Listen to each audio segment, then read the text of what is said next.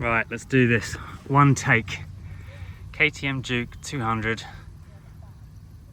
2018. Bought this bike about 15,000 kilometers ago, just over a year. And I think I'll regret it if I don't do a review. I regretted it with my Civic Type R, I regretted it with my C63. So I'm gonna start listing stuff that I've owned, and I'll continue to do so in the future, because whenever I'm looking for reviews on bikes, there's never the information that I want about like day-to-day living and the little annoyances. And there is for some of the, for of course all the major and popular ones, but I feel like there's loads of info on the 390 and not as much on the 200. Or so yeah, anyway, just gonna give my opinion on it. It's been amazing, simple as. It's been so good. The bike hasn't let me down once. Yeah, that's kind of the gist of it. I was expecting KTM to be trouble, but it hasn't. It's been amazing. It's super light, gives you loads of confidence. As soon as I put the Pirelli Diablo Rosso 3s on, it transformed the bike. I wouldn't go to any other tire personally. That's kind of my go-to now. I do the oil every 4,000 K, which I think is a little bit more often than what's recommended.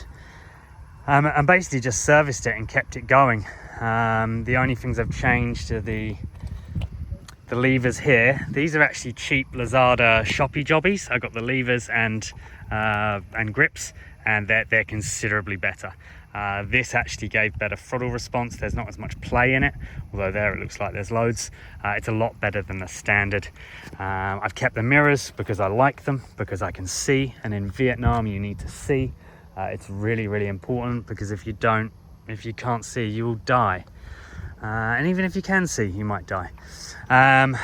This came with it, and I'm really glad. I would stick with that, and I would definitely keep that. I like the look of it. When it's clean, it looks amazing. The straight through exhaust, it was super noisy, and I didn't like it at first, but honestly, it helps so much. People get out your way. And again here, it's not safe riding generally. You know what it's like riding bikes wherever you are in the world. There's loads of fuckheads around. But yeah, here there's a lot of fuckheads. So fortunately traffic moves slower, so I would say that, but that's more of a country-based thing, and I'll stick to the bike for now. I found the suspension to be perfect. I can take it on mild off-road. It can go over gravel and bumpy bits absolutely fine, even with the Pirellis on, and the brakes are adequate enough. I'd love ABS. This is a non-ABS model. I like being able to have the skill to not ride with ABS. That's great, but honestly sometimes you're just tired or lazy, or it's been a long journey, and yeah, ABS would be handy. So my next bike will have ABS on the front. It might even be a 390, we'll wait and see. Ergonomically, this bike is perfect for me. I haven't sat on any other bike which I found more comfortable. I'm 70 kg and 5'11", 180 centimeters, and this is where I'm at with it. I have had a front fork rebuild. I've done all the fluids a bunch of times. It's had tires, like I said. But yeah, other than that, it's just been put oil in it and fuel in it and go, and I've been super happy with it. The only thing I really don't like about the bike is how luggy it is at low revs. With the new grips, it's actually better as in it's easier to control. So I definitely prefer the new grips. That's helped out a lot. But yeah, generally speaking, it's a little bit too luggy, but that's well known. Everyone knows that about these bikes. I've put the fan on a switch. That just gives me peace of mind in the hot weather. I just keep it on. There's just no point in turning it off when it's 35, 36, 37 degrees.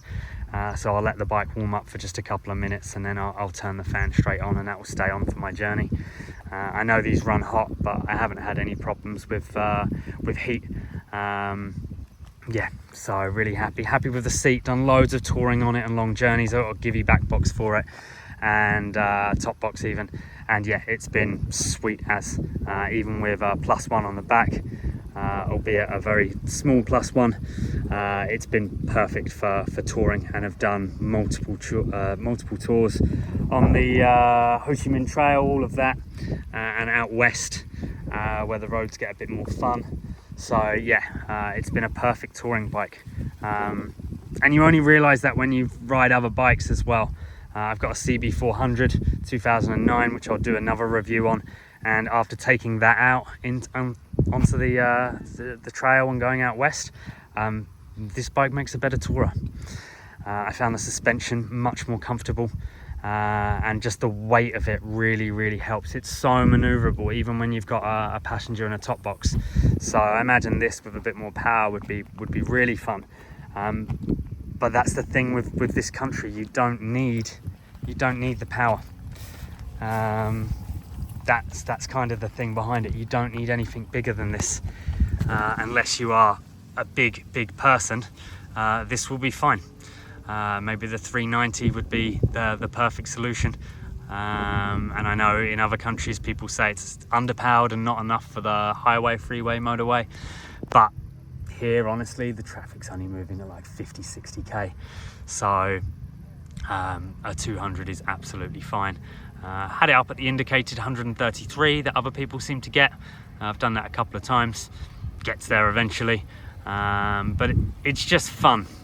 And again, you go to other bikes and then you jump back on this and then you realize how fun it is. So anyone thinking about getting one, just get it. For me, yeah, the ABS option would be better. I think it would be in any country. Again, like I'm not talking about rider skill here. I'm talking about when you're tired and you've just done a long journey, you know, or you need to nip out quickly and you're not thinking about the ride. You're thinking about just getting somewhere, and some dick pulls out in front of you. Like, yeah, just got to get it done. So that would be good. The display's crap. I definitely would. I feel like the TFT display would be better.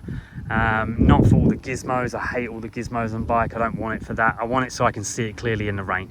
And this screen, you cannot see clearly in the rain. It's crap. So yeah, that's definitely something. That and the ABS would be two things that I would change about the bike. But other than that, yeah, super fun, super economical. I'm probably repeating a lot of the stuff that others say, but I just wanted to do my own thing and also use this as a memory of the bike as well, because this has been the bike I've done the most amount of kilometers on. It's what I've kept the longest, just over a year, and 15,000 kilometers is the longest I've ever had a bike for. So yeah, for me, there's a lot of memories tied in with this bike, and I wanted to capture those. Good color scheme as well. All right, that's enough. Cheers, guys. We forgot to do a startup, so I'll show you what it sounds like with this straight through exhaust.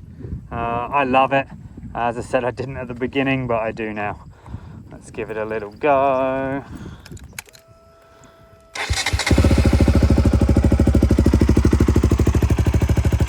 Probably sounds like a tractor on camera. Once you get it up in a rev range, it sounds like a dirt bike, which I love.